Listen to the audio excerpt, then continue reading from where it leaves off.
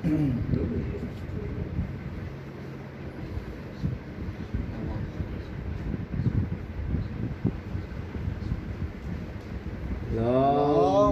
صل علی محمد و آل محمد.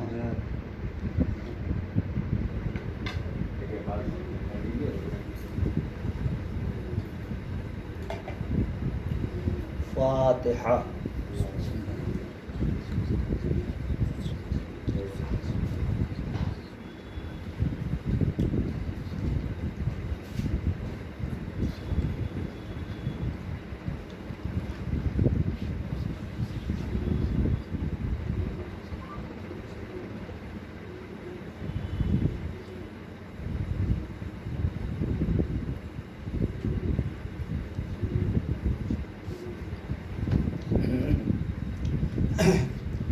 لا حول ولا قوة إلا بالله العلي العظيم.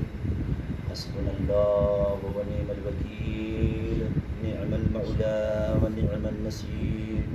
بسم الله الرحمن الرحيم. الحمد لله الذي هدانا لهذا وما كنا لنهتدي لولا أن هدانا الله.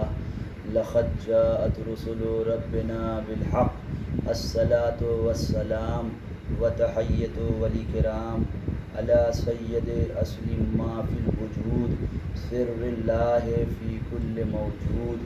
نقطة دائرة الوجود. صاحب لواء الحمد والمقام المحمود. ومولى الثقلين. جد الحسن والحسين. أبي القاسم محمد. اللهم صل علی محمد و آل محمد. وعلى أهل بيته الطيبين الطاهرين المعصومين المظلومين. ولعنة الله على أعدائهم أجمعين من يومنا هذا إلى قيام يوم الدين. أما بعد. قال رسول الله صلى الله عليه وآله وسلم: ذکر علی عبادہ. درود محمد اللهم صل علی محمد و آل محمد. عزاداران مظلوم کربلا، سوگواران سید الشہداء، فرش عزائے حسینی پہ بیٹھے ہوئے حسین کے سوگواروں، جس حدیث کو میں نے اپنا عنوان مجلس قرار دیا وہ بہت ہی مشہور و معروف حدیث ہے. حضور مرسل اعظم، نور مجسم، عقل اول، خیر مکمل، سرکار دو عالم، وہ رسول کی جسے اللہ نے کبھی طٰہٰ کہہ کے پکارا، کبھی یاسین کہہ کے ندا دی، کبھی مدمل کہہ کے پکارا، کبھی مدثر کہہ کے آواز دی، کبھی یاسین کا لقب دیا. وہ رسول کی جس کے صدقے میں اللہ نے آسمانوں کا شامیانہ تانا، زمین کا فرش بچھایا، زمین پر لہلہاتے ہوئے سبزوں کو اگایا، اور دریاؤں کو پیدا کیا، سمندروں میں طغیانی پیدا کی، آفتاب و مہتاب کو خلق کیا. یعنی جو کچھ بھی پروردگار عالم نے خلق کیا، پیدا کیا، وہ انہی اہل بیت علیہ السلام کے صدقے میں خلق کیا. عزیزو آپ دیکھیں، اسی پیغمبر جس کے صدقے میں اللہ نے ساری کائنات کو سجایا، وہ پیغمبر ارشاد فرما رہا ہے، اللہ کا آخری حبیب یہ ارشاد فرما رہا ہے کہ ذکر علی ان عبادہ، یعنی علی کا ذکر کرو، علی کا ذکر کرنا عبادت. پھر پیغمبر اسلام نے یہ فرمایا: زینوا مجالسکم بذکر علی ابن ابی طالب عبادہ، یعنی اپنی مجلسوں کو سجاؤ، اپنی مجلسوں کو زینت دو علی ابن ابی طالب علیہ السلام کے ذکر سے. کیوں؟ پیغمبر اسلام فرماتے ہیں اس لیے کہ علی کا ذکر میرا ذکر. پیغمبر اسلام فرماتے ہیں علی کا ذکر میرا ذکر ہے، اور میرا ذکر خدا کا ذکر ہے. خدا کا ذکر کرنا عبادت ہے. تو عزیزان گرامی، پیغمبر اسلام نے کیا کہا کہ اپنی مجلسوں کو سجاؤ، زینت دو علی ابن ابی طالب علیہ السلام کے ذکر سے، تو اس لیے کہ علی کا ذکر کرنا عبادت ہے. تو عزیزان گرامی، یہاں پہ ایک سوال پیدا ہوتا ہے کہ اللہ کے آخری حبیب، آخری نبی نے فقط صرف مولائے کائنات ہی کے لیے کیوں ارشاد فرمایا ذکر والی نبادہ؟ خود پیغمبر کو چھوڑ کر، یعنی دنیا میں 24,000 نبی ہیں نا، خود پیغمبر کو لے کے، خود پیغمبر کو چھوڑ کے، چونکہ پیغمبر خود حدیث ارشاد فرما رہے ہیں تو ان کو تو الگ کیا جائے، خود پیغمبر کو چھوڑ کر 1,23,999 نبی تھے، کسی نبی کے لیے ارشاد فرما سکتے تھے؟ سب سے پہلے نبی جن کے سجدے کا اللہ نے حکم دیا کہ دیکھو جب میں اس پتلے میں، آدم کے پتلے میں روح ہوگی تو تم سب کے سب سجدے میں چلے جانا، تو وہ سب سے پہلے نبی ان کے ذکر کو عبادت قرار دیتے، کہہ دیتے کہ ذکر و آدم عبادت، آدم کا ذکر کرنا عبادت۔ چلیے ٹھیک ہے، آدم کے لیے نہیں کہا، نوح جنہوں نے اللہ کی راہ میں 950 برس تبلیغ کی، اور نوح کے بارے میں یہ ملتا ہے 950 برس انہوں نے اللہ کے پیغام کو پہنچایا، لیکن پھر بھی لوگ نوح کو برا بھلا کہتے تھے، یہاں تک کہ نوح زخمی ہو جایا کرتے تھے، لوگ برا بھلا، لیکن نوح پرواہ نہیں کرتے تھے، اللہ کی توحید کا پیغام پہنچایا کرتے تھے، اللہ کی وحدانیت کا پیغام پہنچایا کرتے تھے۔ لیکن تاریخ بتاتی نوح کے بارے میں کہ 950 برس ان کی عمر تھی، 950 برس تک انہوں نے تبلیغ کی، اور اس کے بعد ہوا کیا، نوح اتنا زخمی ہو جاتے تھے کہ رات کو جبریل امین آتے تھے اور اپنے پروں کو نوح کے زخموں پہ مس کرتے تھے، اس کے بعد نوح صحت یاب ہوتے تھے، پھر دوسرے دن اللہ کے پیغام کو پہنچانے کے لیے جو نوح اس نبی کے لیے بھی ہمارے آخری نبی ارشاد فرما دیتے تھے محمد مصطفیٰ کی ذکر و نوح عبادت، نوح کا ذکر کرنا عبادت، چلیے ان کے لیے ارشاد فرمایا۔ ابراہیم خلیل اللہ جنہوں نے خانہ کعبہ کی تعمیر کی، جنہوں نے اللہ کی راہ میں اپنے بیٹے کو ذبح کیا، ان کے لیے ارشاد فرما سکتے تھے، ان کے لیے بھی ارشاد نہ فرمایا، یوسف کے لیے بھی ارشاد نہ فرمایا، حد یہ کہ کسی کے لیے نہ ارشاد فرمایا۔ تو میں نے ہاتھوں کو جوڑ کے پوچھا، اے اللہ کے حبیب، آپ نے فقط مولائے کائناتی کے لیے کیوں ارشاد فرمایا؟ تو اللہ کے حبیب نے کہا کہ علی کا ذکر ایک ایسا ذکر ہے جس کے کرنے سے آدم کا بھی ذکر ہو جائے گا، نوح کا بھی ذکر ہو جائے گا، موسیٰ کا بھی ذکر ہو جائے گا، عیسیٰ کا بھی ذکر ہو جائے گا، یحییٰ کا بھی ذکر ہو جائے گا، ساتھ ساتھ میرا بھی ذکر ہو جائے گا۔ عزیزان گرامی، علی کی ذات ایک ایسا گلدستہ ہے جس میں آپ کو آدم کا علم نظر آئے گا، نوح کا تقویٰ نظر آئے گا، موسیٰ کی ہیبت نظر آئے گی، یعقوب کا صبر نظر آئے گا، حسن نظر آئے گا، یوسف کا حسن نظر آئے گا، محمد کا کمال نظر آئے گا، علی کا جمال نظر آئے گا۔ درود بھیج دے محمد،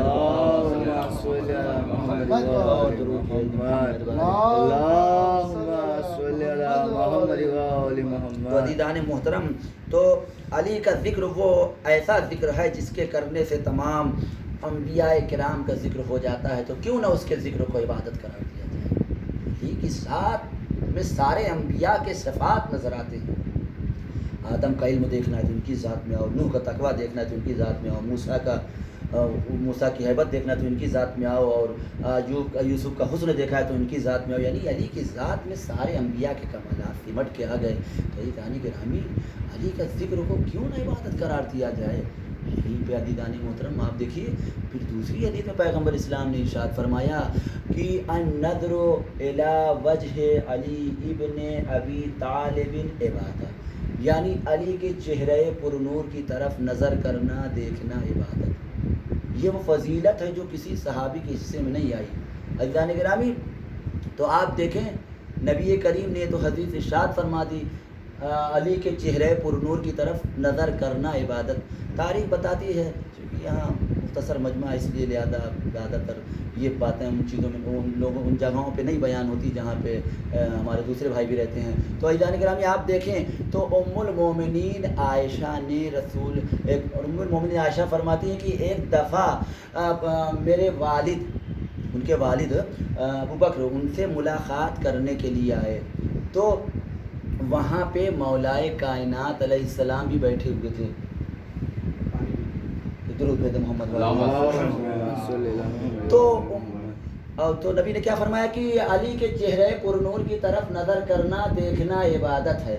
تو یہ حدیث تو متفق علیہ ہے، علی کے چہرے پرنور کی طرف نظر کرنا عبادت۔ تو عزیزان گرامی، ام المومنین عائشہ وہ فرماتی ہیں کہ ایک دفعہ میرے والد مجھ سے ملاقات کرنے کے لیے آئے، تو وہاں پہ مولائے کائنات علیہ السلام بھی بیٹھے ہوئے تھے، تو میرے والد، وہ فرماتی کہ میرے والد مجھ سے گفتگو کر رہے ہیں اور ان کا چہرہ علی کی طرف ہے۔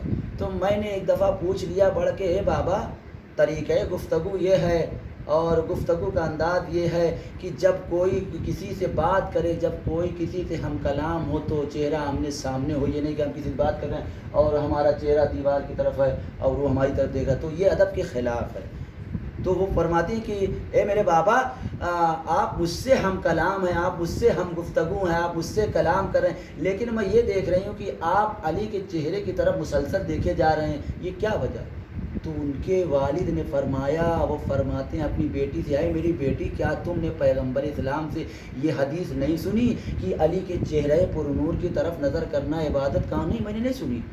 تو ان کے والد جب چلے گئے تو یہ پیغمبر اسلام کی خدمت میں آئے، کہنے لگے یا رسول اللہ، اے اللہ کے حبیب، کیا آپ نے یہ حدیث ارشاد فرمائی ہے کہ علی کے چہرے پر نور کی طرف نظر کرنا دیکھنا عبادت؟ تو انہوں نے کہا ہاں، میں نے حدیث ارشاد فرمائی ہے۔ تو انہوں نے کہا کہ اگر علی اس دنیا سے نور کی چادر اوڑھ کے چلے جائیں تو وہ لوگ جو علی کا چہرہ دیکھتے، انہوں نے کہا کہ، تو پیغمبر اسلام نے کہا ہاں، میں نے یہ حدیث ارشاد فرمائی کہ علی کے چہرے کی طرف نظر کرنا دیکھنا عبادت۔ تو انہوں نے ام المومنین عائشہ نے رسول اسلام سے کہا کہ علی جب تک ہیں تب تک تو زیارت کا شرف حاصل ہو رہا، علی بھی ایک دن نور کی چادر اوڑھ کے اس دنیا سے چلے جائیں گے، تو وہ لوگ جو علی کا چہرہ دیکھ کے عبادت حاصل کیا کرتے تھے، عبادت کا ثواب لیا کرتے تھے، تو وہ لوگ تو اس عبادت سے محروم ہو جائیں گے۔ پھر پیغمبر اسلام نے بڑھ کے فرمایا کہ ذکر و علی عبادت، علی کا ذکر کرنا عبادت۔ پھر انہوں نے کہا کہ کوئی ایسا زمانہ آ جائے، کوئی ایسا وقت آ جائے جہاں پہ ذکر علی کرنے پہ پابندی ہو، تو اب وہ لوگ کیسے علی اس عبادت سے تو محروم ہو جائیں گے، تو کیسے یہ عبادت حاصل کر پائیں گے؟ تو پھر پیغمبر اسلام نے تیسری حدیث ارشاد فرمایا کہ حب علی عبادت، علی کی محبت دل میں رکھنا عبادت۔ آپ کے دل میں علی کی محبت ہے، اللہم صلی علی محمد و آل تین حدیث ارشاد محمد۔ فرما دی۔ انہوں نے کہا کہ ذکر و علی عبادت، علی کے ذکر پہ پابندی ہو، تو انہوں نے کہا کہ حب علی عبادت۔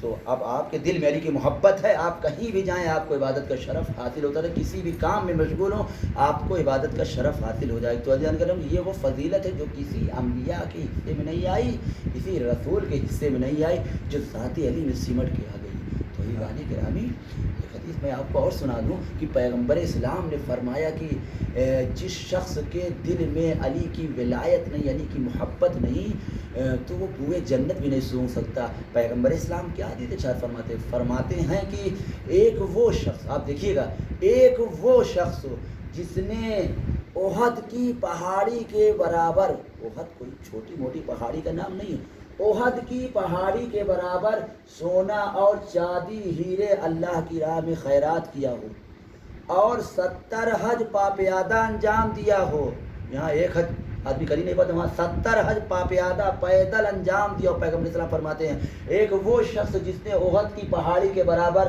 سونا و چاندی اللہ کی راہ میں خیرات کیا ہو اور 70 حج پاپیادہ پیدل انجام دیا ہو، اور اس کے بعد کوہ صفا و مروہ، یعنی صفا و مروہ پہاڑی، دو پہاڑیاں نا، ان دونوں پہاڑیوں کے درمیان حجاج کرام صحیح کرتے ہیں نا، دوڑتے ہوئے جاتے ہیں پھر آتے ہیں 7 دفعہ۔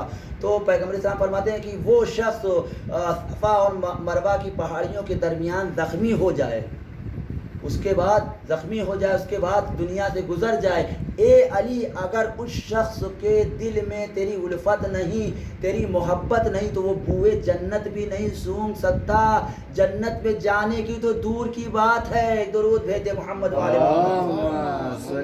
عزیزان گرامی، آپ دیکھیں علی کی محبت وہ محبت ہے کہ جب تک بھائی ہمارے آپ ان کے درمیان کیا ولایتی کو تو جھگڑا، انہیں نے ولایتی کو تو نہیں مانا تھا، ولایتی کو تو نہیں مانا تھا۔ اگر ساری دنیا ولایت علی پہ متفق ہو جاتی، اتفاق کر لیتی، تو پروردگار عالم جہنم کو خلق ہی نہ کرتا، پیدا ہی نہ کرتا۔ تو عزیزان گرامی، آج دیکھیں ہر دور میں، میں ایک واقعہ بڑا دلچسپ آپ کے سامنے پیش کرنا چاہتا ہوں، اور اس کے بعد ہفتے بچا ہے، کیونکہ آخری مجلس سے مجھے معاف کریے گا اگر دیر ہو جائے تو، بہرحال دھیرے دھیرے بھی پڑھ رہا ہوں۔ اور ایک درود ہے محمد والے اللہم صلی علی محمد و آل محمد۔ تو عزیزان کرام دیکھیے، ہر دور میں ذکر علی کرنے پہ پابندی رہی، ہر دور میں، ہر دور میں۔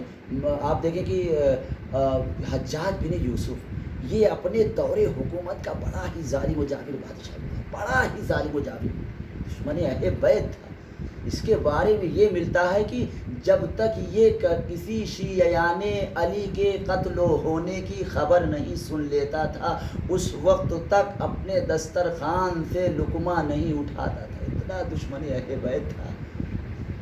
تو عزیزان گرامی آپ دیکھیں اس نے اعلان کر دیا، ظاہری بات ہے اپنے دور کا بادشاہ ہے، تو میں نہیں بیان کر سکتا کہ وہ اس وقت کیا شان رہتی ہوگی جب جہاں پہ بادشاہ وقت بیٹھتا ہوگا اور اس کے سپاہی چاروں طرف پہرا دے رہے ہوتے ہوں گے، وہ وہاں پہ اپنی جگہ پہ تخت نشین، ایک منظر کشی ہے جو ہم آپ نہیں بیان کرتے، بزرگ بہتر جانتے ہیں۔ تو آپ یہ دیکھیں کہ اس نے اعلان کروا دیا حجاج بن یوسف نے کہ جہاں کہیں بھی جس جگہ علی کی محبت کا دھم بھرنے والے، علی علی کہنے والے ہیں، ان کو گرفتار، چونکہ یہ دشمن اہل بیت ہے نا، تو اس نے اس کو شیعیان علی کو قتل کرنا ہے، علی کی محبت کا دم بھرنے والوں کو قتل کرنا ہے، تو اس نے اپنے سپاہیوں سے اپنے دربار میں اعلان کروا دیا کہ جہاں کہیں بھی علی کے چاہنے والے ہیں، علی کی محبت کا دم بھرنے والے ہیں، انہیں گرفتار کر کے لے آؤ، انہیں پکڑ کے لے آؤ، ہم انہیں سزا دیں گے، قتل کریں گے۔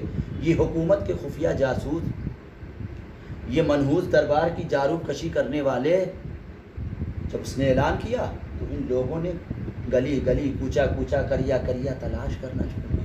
ان کو ایک سراغ ملا کہ ایک عورت ہے جس کے دل میں علی کی محبت کا طوفان اٹھ رہا ہے۔ جان گرام میں تاریخ نے اس عورت کا نام حرہ بنت حلیمہ سعدیہ لکھا ہے۔ اب علی دان گرامی ادھر دیکھیے، حرہ بنت حلیمہ سعدیہ کا یہ عمل تھا، ہر وقت اٹھتے بیٹھتے سوتے جاگتے یا علی یا علی یا علی، ہر نفس یا علی، ہر لمحہ یا علی، ہر پل یا علی، ہر گھڑی یا علی، ہر دن یا علی، سوتے جاگتے ہر وقت یا علی یا علی یا علی۔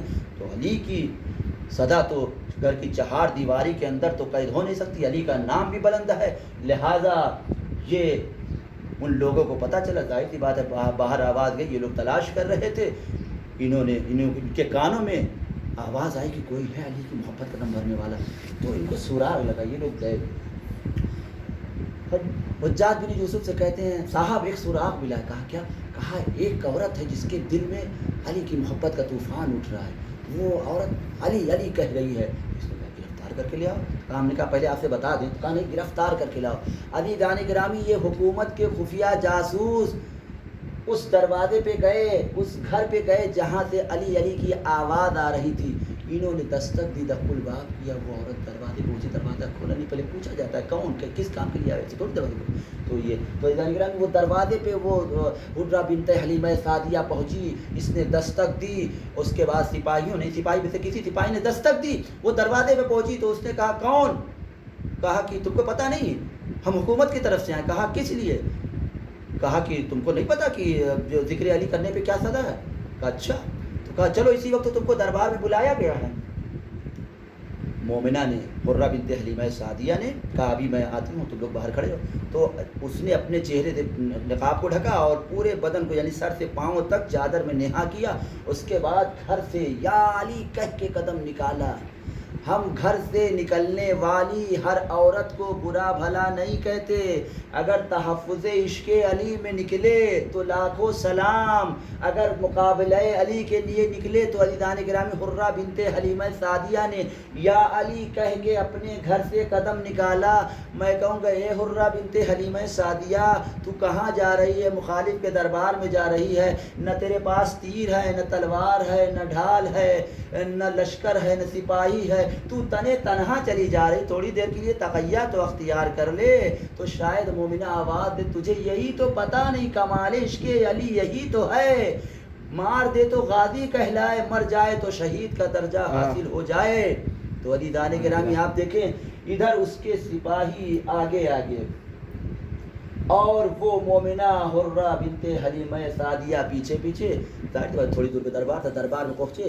علی دان گرامی وہ دربار، حجاج بن یوسف کا وہ دربار جس میں ہر وقت علی کی دشمنی کی گفتگو ہوتی رہتی ہو، اس دربار کو یا علی کی صداؤں سے بھر دیا. جیسے ہی قدم رکھا دربار میں یا علی یا علی یا علی. عزیزان گرامی میں اس وقت کا منظر پیش کروں.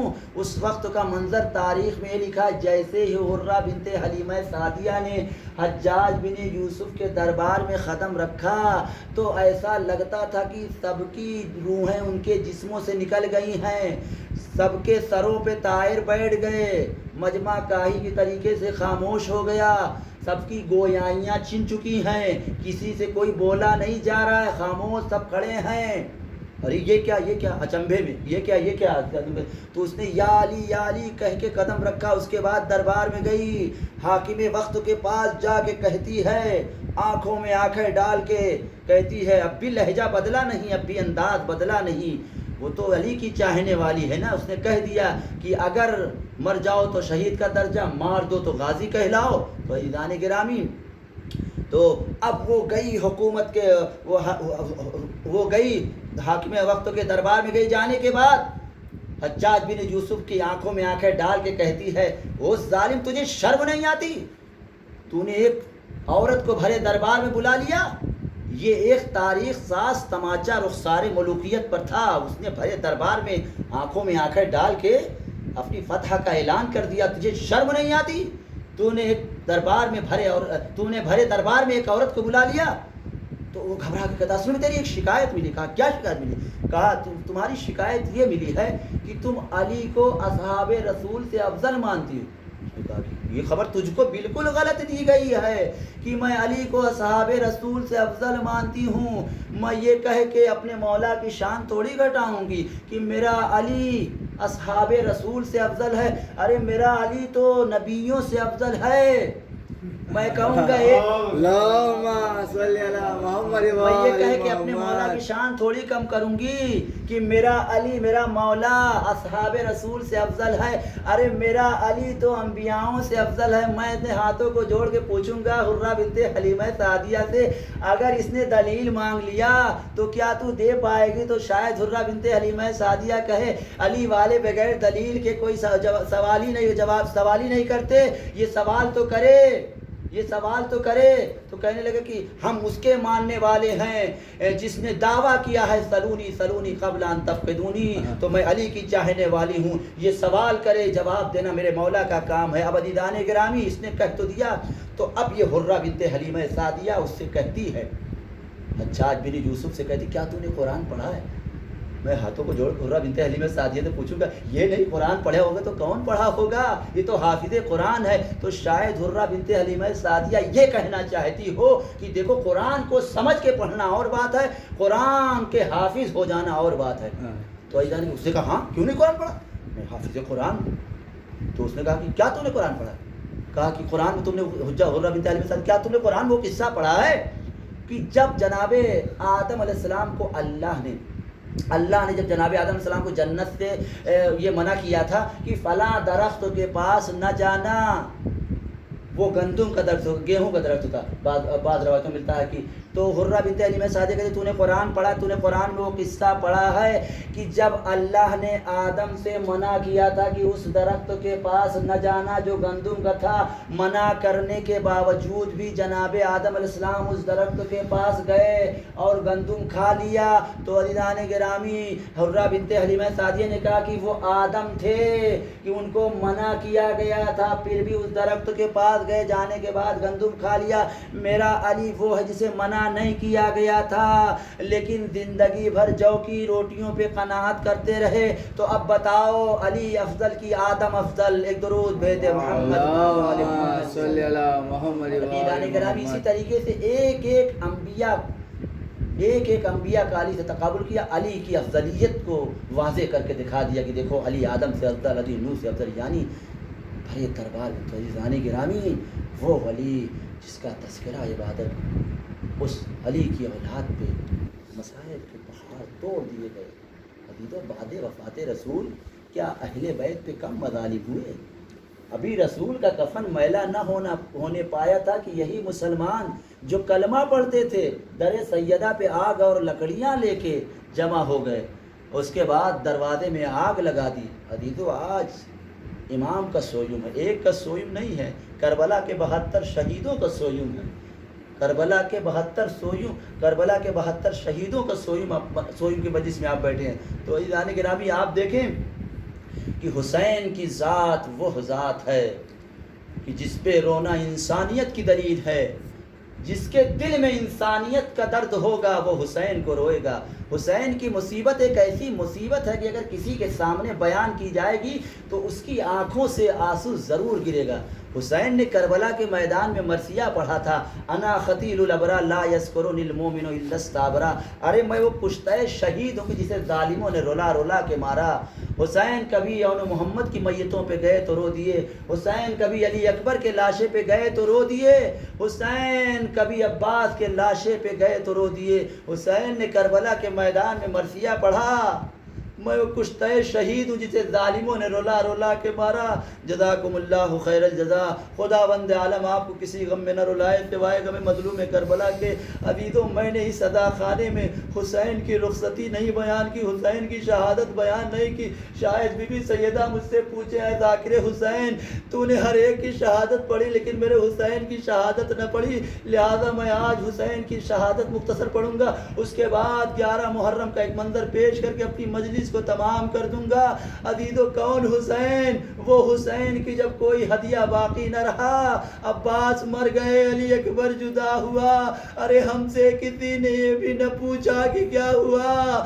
زہرا کا لال خیمے میں آیا، آنے کے بعد ایک ایک بی بی کو سلام کرتا ہے، اے زینب، اے رقیہ، اے ام کلثوم، اے فروہ، اے سکینہ، اے فضہ، علیکن منی السلام، تم پر حسین کا آخری سلام ہو۔ حسین نے سلام آخر کیا، اس کے بعد جناب زینب نے ایک مسند بچھائی، اے بھیا اس مسند پہ تھوڑی دیر کے لیے بیٹھ جاؤ۔ حسین کہتے ہیں بہن زینب بہت دیر ہو رہی، ہم کو جلدی رخصت کرو، ارے مقتل میں میری ماں سیدہ انتظار کر رہی۔ جناب زینب کہتی ہیں اے میرے ماجائے حسین تھوڑی دیر کے لیے اس مسند پہ بیٹھ جاؤ۔ لیجیے عزیزو، حسین مسند رسول پہ بیٹھے، اس کے بعد جناب زینب آگے بڑھی، حسین کے گلوے مبارک کے درمیان جگہ کی، اس کے بعد حسین کے گلے چومنے لگی۔ ایک مرتبہ حسین بڑھ کے پوچھتے ہیں اے بہن یہ تم کیا کر رہی ہو؟ کہا میں اماں کی وصیت پورا کر رہی ہوں۔ اماں نے وقت شہادت مجھ سے کہا تھا دیکھو جب میرا حسین رخصت آخر کے لیے آئے تو میری طرف سے حسین کے گلے کے بوسے لے لینا۔ لیجیے عزیزو، حسین کو ایک وقت یاد آ گیا، بہن کو قریب بلایا، بلانے کے بعد کہنے لگے اے میری بہن زینب ذرا اپنے بازوؤں سے ردا تو ہٹاؤ۔ جناب زینب نے بازوؤں سے ردا ہٹائی۔ چاہنے والے بھائی نے زینب کے بازوؤں کے بوسے لیے۔ ایک مرتبہ جناب زینب کہتے اے بھیا تم یہ کیا کر؟ کہا بابا نے 21ویں رمضان کو مجھ سے وصیت کی تھی کہ بہن زینب کے بازوؤں کے بوسے لے لینا۔